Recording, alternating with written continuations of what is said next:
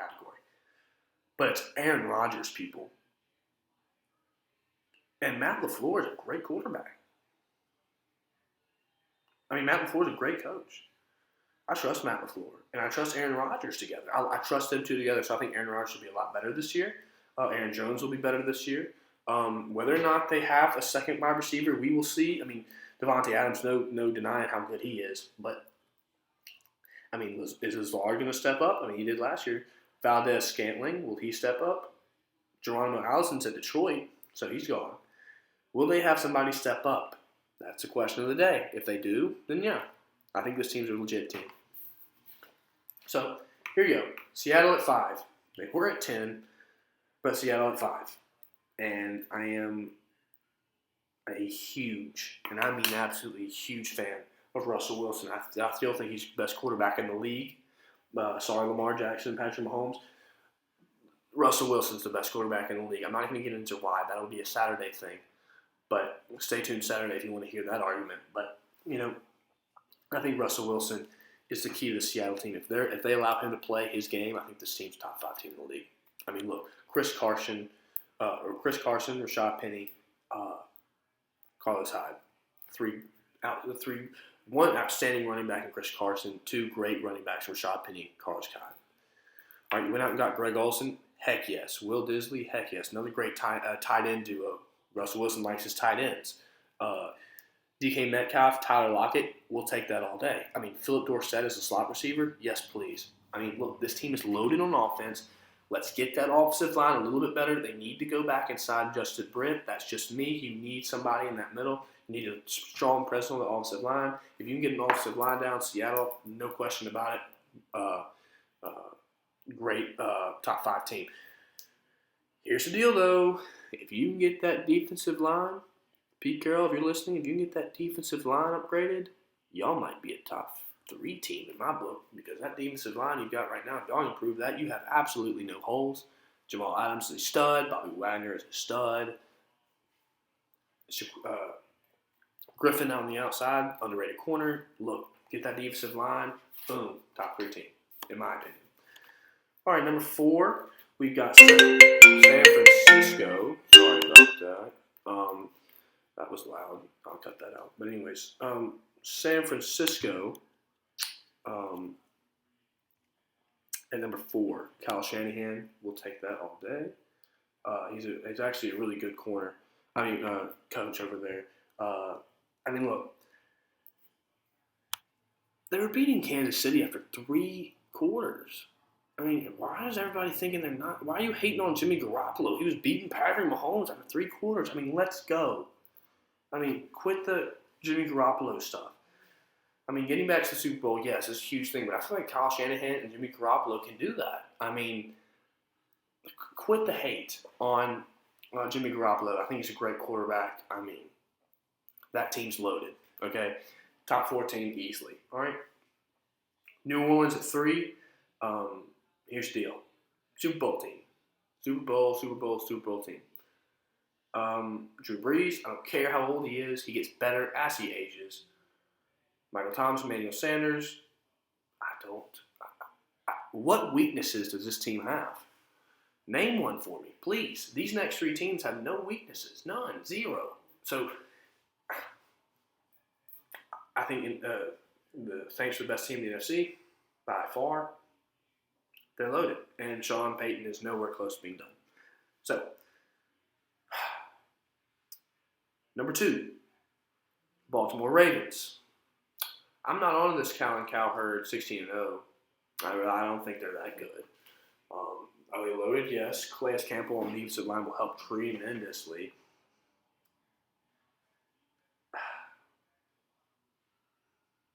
I just don't understand why people are hating on Lamar Jackson too. I mean, I'm kind of lost for words because, just say the Baltimore Ravens, and a lot of people put them at 1st. I'm putting them at 2 because Kansas City's just that. I just can't. I just don't see why they are anywhere close to anything less than a top 2 team. They're just stud. I mean, come on. And then number 1 is Kansas City. Here's the deal. No one can stop the offense, especially with Clyde Hilaire. No one can stop the offense. Yes, can they cover anybody on the defensive end? No corners, but it doesn't really matter because your offense will score that touchdown right back. As soon as you score, as soon as that offense scores that you're going up against, Patrick Mahomes is going to roll out there and score it again. So that's really all there is to that. I don't know what else you want to say about the Kansas City Chiefs. They're just that good,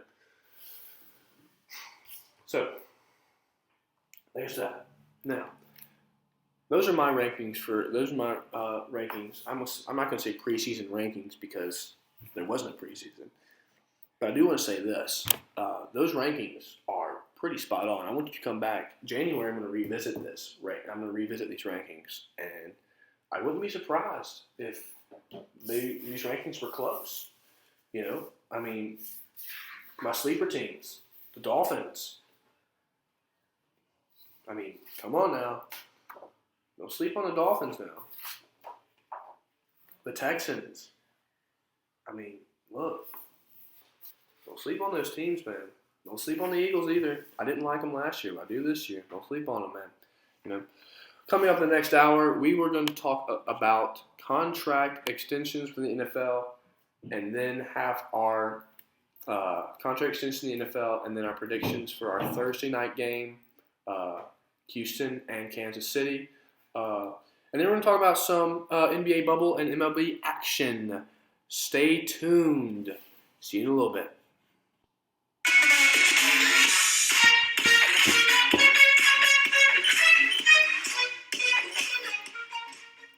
Welcome back to the second hour of the Chatterbox Podcast. I am your host, Spence Drake, as always. And like I promised in the first hour, we will be talking about all the sports in this second hour. We're going to kind of go through them all. We're going to start right where we left off in the NFL.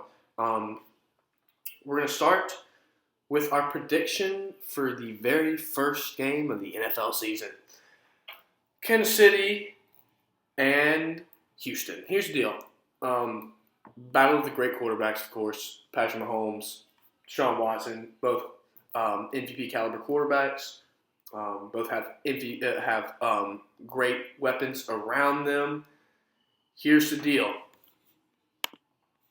It's at Kansas City, so keep that in mind. I've got Kansas City to win this game. I've got them winning 35-24. The only reason the game is kind of lopsided, I think it's going to be close late. I think Kansas City's going to break away late. But the question will be, will Deshaun Watson and the Texans be able to keep up with Patrick Mahomes? And the answer is going to be no. Because here's the deal. Neither defense really is that impressive. But I feel like the Chiefs have more talent on their side on the defensive side of the ball than the Texans do.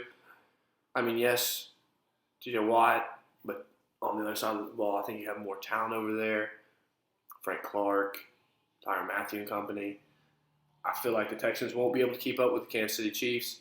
I have them winning the Week 1 matchup 35-24. Not much to talk about there.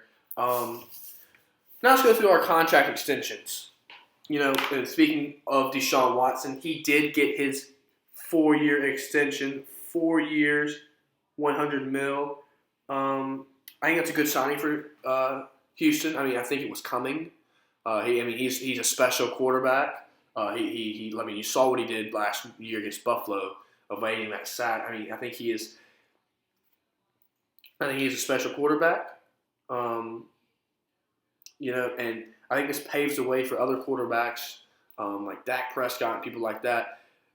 Not really paving the way for them, but showing them what you have to do to get your money. And Deshaun Watson has proven that he deserves that money. I think it's a good signing for Texas. I think for Houston. And you saw by his Instagram, Deshaun Watson's Instagram post, that he was happy about that signing. More glory, Houston, in quotes. Speaking of paving the way for other players, what about the tight ends in the NFL? Tight ends in the past couple of years have become a essential part of a team's offense. And there were actually two tight ends that got their extensions. It's crazy that these two tight ends are absolutely killing it as far as Travis Kelce and George Kittle. Really, you've got Kansas City, who's got Tyreek Hill, Sammy Watkins, McCall Hardman, weapons all around them. And then George Kittle also, last year he had Emmanuel Sanders, Marquise Goodwin, 3 outstanding running backs. But yet these two guys, almost all the guys, look, Travis Kelce, especially George Kittle, but Travis Kelce as well. Such a dynamic part of that offense. It's crazy. And George Kittle became the highest paid tight end in the NFL. 5-year contract. Highest paid tight end in the NFL. Completely deserved. Completely deserved. Credit to George Kittle for that. Completely deserved. And then Travis Kelce got his 4-year extension worth $58 million to be a tight end. Mahomes and Kelce are stuck together for 6 years. That duo is stuck for 6 years. You're not getting rid of them anytime soon. So, good luck there. And George Kittle and Jimmy Garoppolo, if San Francisco plays it right, George Kittle and Jimmy Garoppolo will be together for a long time as well. Credit to both those tight ends for paving ways. Tight ends like Mark Andrews, Darren Waller, Hunter Henry, people like that, especially Darren Waller, Hunter Henry, younger guys.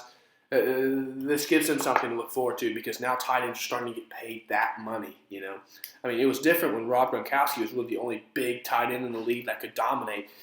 Now you've got 4 or 5 and a couple young guys. Don't sleep on Mike Gesicki over there in Miami. There are a couple tight ends, young guys, that could fill in these guys' shoes later down the road, So it paves the way for other tight ends. I really like that. One that went under the radar that I actually really didn't know about until when I was prepping for this.